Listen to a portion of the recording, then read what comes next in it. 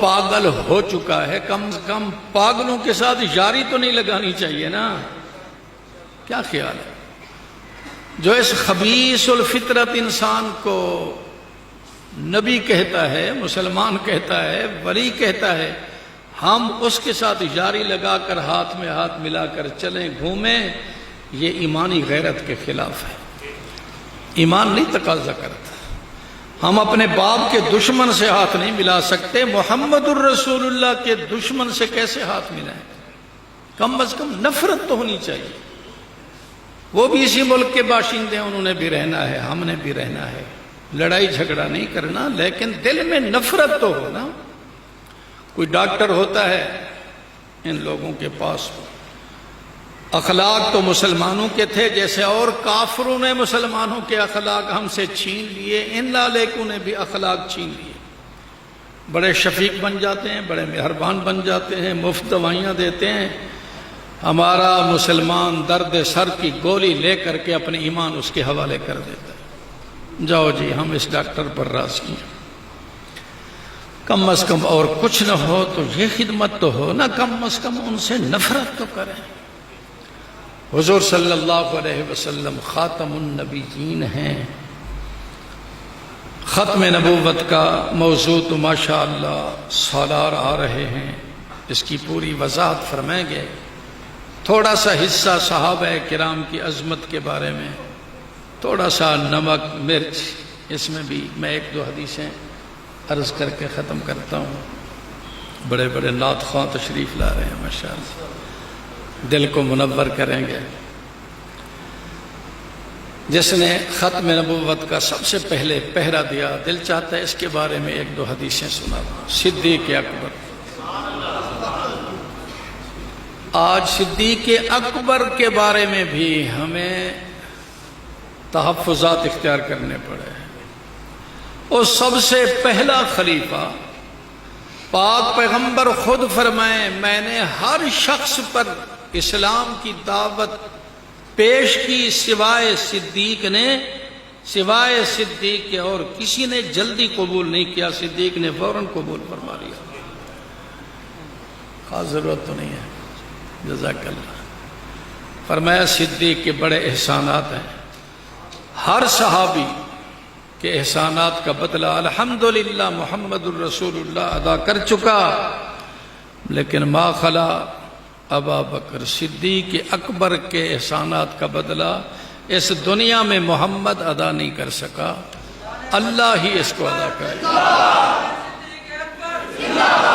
اللہ ہی اس کا بدلہ دے گا۔ ایک نوجوان اگلے دن بڑی اچھی بات کہہ رہے تھے، ایک بات تو غلط کی، ہمیں تو وہ پسند نہ آئی۔ کہہ رہے تھے ان حضرات کو جو آج کل گستاخی کر رہے ہیں کہ نامرادو تم گھوڑے کا احترام کرتے ہو اس لیے کہ حضرت حسین سوار ہوئے، تو میں شرم نہیں آتی جس کے کندھے پر رسول اللہ سوار ہوئے اس کے احترام کی ضرورت نہیں، اس سے بھی تو حیا کر لو، اس سے تو حیا کر لو۔ حضرت حسن بھی عزت والا، حضرت حسین بھی عزت والا، لیکن ان کو تو محمد الرسول اللہ کا کندھا نصیب۔ چھوٹے بچے تھے، آقا خود حضرت حسن کو کندھے پر اٹھا کر لے جا رہے تھے، ایک صحابی کی نظر پڑی تو فرمایا نعم المرکب رکبت یا غلام، کیسی سواری آپ کو مل گئی اے غلام، بہت عمدہ سواری پر آپ سوار ہو گئے۔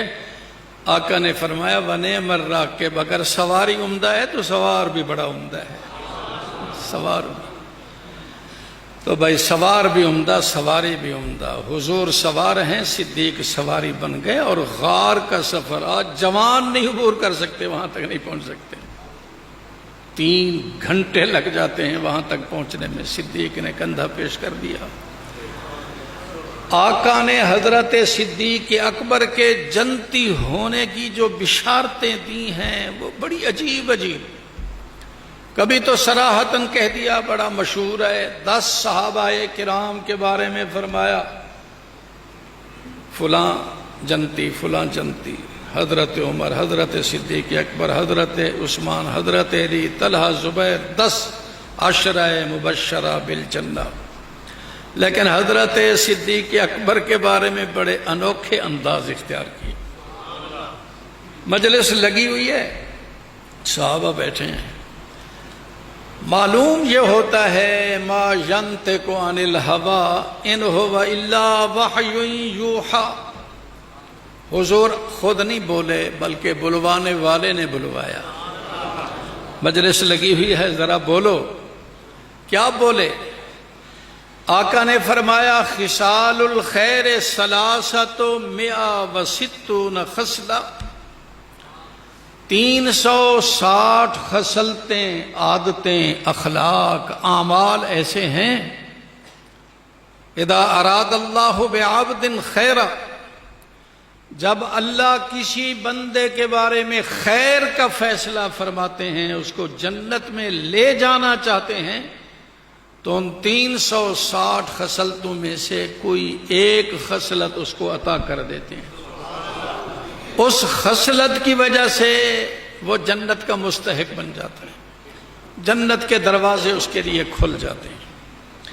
آقا نے یہ ارشاد فرمایا تو صدیق اکبر نے سوال کر دیا، اللہ کے رسول میری زندگی تو آپ کے سامنے ہے، نبوت سے پہلے بھی آپ کا یار، نبوت کے بعد بھی آپ کا دوست، میری جوانی بھی آپ کے سامنے ہے، آپ کے سامنے تو 360 خصلتیں شیشے کی طرح واضح اور صاف ہیں، ذرا میری زندگی میں مطالعہ کر کے فرمائیں میرے اندر کوئی ایک خصلت موجود ہے؟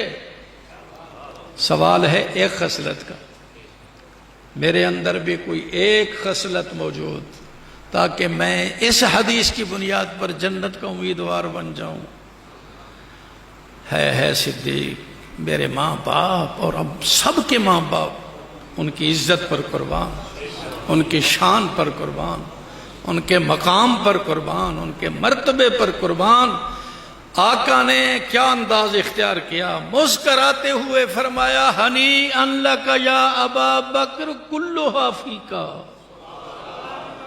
ابو بکر تو ایک خصلت کے بارے میں پوچھتا ہے، میرے اندر بھی کوئی ایک خصلت ہے. صدیق مبارک ہو، 360 خصلتیں ساری کی ساری اللہ نے تیرے اندر جمع کر دی. کس انداز سے جنتی ہونے کی بشارت. 360 خصلتوں کا مالک، جنت کے 8 دروازے کھل گئے. یہ کتے کہتے ہیں صدیق کافر تھا. یا اللہ ایسی گندی زبان کو تو اپنی قدرت سے کاٹ دے، ہمارے بس میں نہیں ہے، ہمارے پاس قانون نہیں ہے، ہم اس زبان کو نہیں روک سکتے، ہمارے پاس طاقت نہیں. ہمارا پیغمبر یوں فرما رہے ہیں، دیکھو نا انداز، اللہ اللہ، اللہ سے ڈرو، اللہ سے حیا کرو میرے صحابہ کے بارے میں. ہم بھی یہی کہتے ہیں، ارے بے حیاؤ، صحابہ کے بارے میں حیا کرو، صحابہ کے بارے میں حیا کرو، اللہ سے ڈرو. تمہیں اللہ کا واسطہ حضور بھی دے کر گئے اور ہم بھی دے کر جاتے. تو کس انداز سے جنتی ہونے کی بشارت. مسجد ہے، صدیق نے ایک سوال کیا، آقا جنت کے 8 دروازے ہیں. سوال اٹھ رہا ہے دل میں، آپ کی امت میں یا کسی بھی نبی کی امت میں کوئی ایسا شخص ہے جس کو سارے دروازوں سے بلایا جائے، آؤ جناب میرے والا دروازہ حاضر ہے، اس دروازے سے آ جاؤ جنت میں؟ کوئی ایسا عزت والا شخص ہے؟ فرشتے تمنا کریں کہ یہ شخص تو میرے والے دروازے سے جنت میں جاتا تو میری خوش قسمتی. سوال صدیق نے کیا، آقا نے مسکرا کے یہاں بھی جواب دیا، ارجو ان تکون منہم. صدیق مجھے امید ہے آپ کو یہ آواز لگے گی.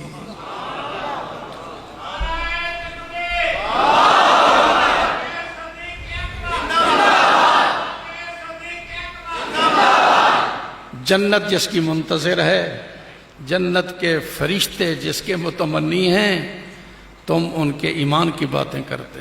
حیا کرو، حیا کرو. یہی الفاظ ذرا بار بار کہیں، حیا کرو، حیا کرو، حیا کرو. بے حیاؤ حیا کرو. صحابہ اس قابل نہیں ہے کہ ان کو تان و تشنیع بنایا جائے، ان کو گالم گلوچ دی جائے. اللہ کے پاک پیغمبر بھی تمہیں خدا کا واسطہ دے کر گئے اور اللہ سے ڈرا کر گئے. اللہ اکبر. حضرت عائشہ رضی اللہ تعالی عنہا کی گود پر حضور کا سر ہے، رات کا وقت ہے، ستارے چمک رہے ہیں. حضرت عائشہ نے سوال کر دیا کیا آپ کے صحابہ میں کوئی ایسا شخص بھی ہے جس کی نیکیاں ستاروں کی طرح ہوں؟ تو آقا نے فرمایا میرا صحابی جس کو میں نے اللہ سے مانگا ہے عمر. تم عمر کو بھی کافر کہتے ہو، عثمان کو بھی کافر کہتے ہو.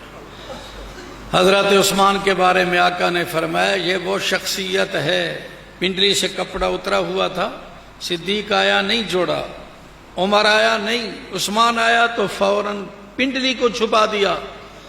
کہنے والے نے کہا ان سے اتنا حیا کیوں؟ فرمایا الا استحجی من رجل تستحجی منہ الملائکہ، جس شخصیت سے اللہ کے ملائکہ حیا کریں میں حیا نہ کروں. حضور کو تو حیا آ رہی ہے، تم بے حیا حیا کر لو. ہم ایک ہی درخواست کرتے ہیں، کیا کرو؟ اچھا ایمانداری سے بتاؤ، اگر یہ گالیاں نہ دیں اور مر جائیں تو قبر میں سوال ہوگا تم نے گالیاں کیوں نہیں دی؟ ان خبیثوں سے سوال ہوگا کیوں نہیں گالیاں دی؟ اور پھر بہتان ہے ان ائمہ حضرات پر جن کو معصومین کہتے ہیں یہ گناہوں سے پاک ہیں، معصومین ہیں. ان انبیاء کی، ان ائمہ کی طرف منسوب کر کے کہتے ہیں ہمارے اس امام جعفر صادق نے کہا تم فلاں فلاں صحابی کو نماز میں گالیاں دیا کرو. عقل مانتا ہے؟ امام جعفر صادق یہی تعلیم دے کر گئے ہیں. حیا کرو. پھر وہی بات ہے، کیا کرو جی؟ حیا کرو. یہ بے حیائی کی زندگی کوئی اچھی نہیں ہے.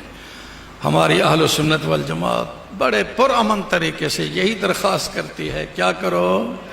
حیا کرو. تم بھی رہو ہم بھی رہیں، ملک میں امن قائم ہو.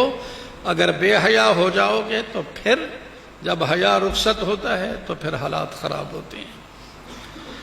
اللہ اکبر کبیرہ. حضرت صدیق اکبر کا بہت اونچا مقام ہے، مختلف عنوانوں سے جنت کی بشارت. ایک حدیث ذہن میں آ رہی ہے، وہ بھی سنا دیں. آقا نے فرمایا ایک مجلس تھی صحابہ کرام کی، بیٹھے ہوئے تھے. معلوم یہ ہوتا ہے یہاں بھی اللہ کا پیغمبر خود نہیں بول رہا، دراصل حضور کی زبان سے صدیق کے جنتی ہونے کو بتلانا تھا. اللہ نے مضمون ڈال دیا. سوال کیا. کیا سوال؟ فرمایا من اصبح منکم اليوم صائما، کیا تم میں سے کوئی شخص ایسا ہے جس نے آج روزہ رکھا ہوا ہو؟ سارے صحابہ بیٹھے ہوئے تھے، جتنے بھی موجود تھے مجلس میں. حضرت صدیق نے کہا آنا، الحمدللہ آج مجھے روزہ ہے.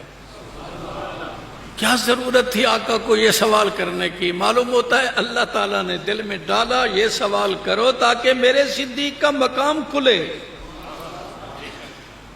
من اصبح منکم اليوم صائما. دوسرا سوال من اطعم منکم اليوم مسکینا، کیا تم میں سے کوئی ایسا شخص ہے جس نے مسکین کو کھانا کھلایا ہو؟ صدیق اکبر نے فرمایا آنا یا رسول اللہ، میں نے مسکین کو کھانا بھی کھلایا. الحمدللہ آج کی مجلس میں، آج کے دن میں روزے دار بھی ہوں اور مسکین کو کھانا بھی کھلایا. فرمایا من تابع منکم اليوم جنازہ، تم میں سے کوئی ایسا شخص ہے جو جنازے کے ساتھ چلا ہو؟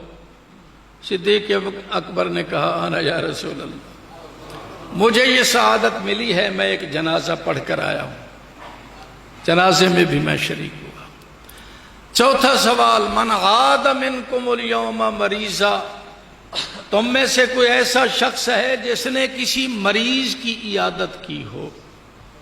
حضرت صدیق اکبر نے کہا آنا یا رسول اللہ، یہ سعادت بھی اللہ نے مجھے بخشی. 4 سوال یوں لگتا ہے اللہ نے 4 سوال محمد کے دل میں ڈالے. مجلس میں صدیق کی شان کو اجاگر کرنا تھا. آقا نے وہی سوال کیے جو صدیق کی شکل میں موجود تھے. ہر سوال کے جواب میں حضرت صدیق نے فرمایا آنا آنا آنا یا رسول اللہ. تو آقا نے فرمایا ما اجتمانا، یہ 4 باتیں اگر کسی شخص میں ایک دن میں موجود ہو جائیں، ایک دن میں خود روزے دار ہو، مسکین کو کھانا کھلائے، مریض کی تیمارداری کرے، جنازے میں شریک ہو جائے، مرنے کی دیر ہے سیدھا جنت میں چلا جائے. اب بھی تم ناراض ہو کہ یہ صدیق جنت میں کیوں جا رہا ہے؟ اللہ بھیج رہا ہے، حضور بھیج رہے ہیں، تم ناراض بیٹھے ہو. حیا کرو. بس ہم تو یہی پیغام دے کر جا رہے ہیں، کیا کرو؟ اللہ حیا کی زندگی نصیب فرمائے. وآخر دعوانا اب ہمیں بھی حیا آ رہی ہے کہ اکابر موجود ہیں، ہم پھر لگے ہوئے.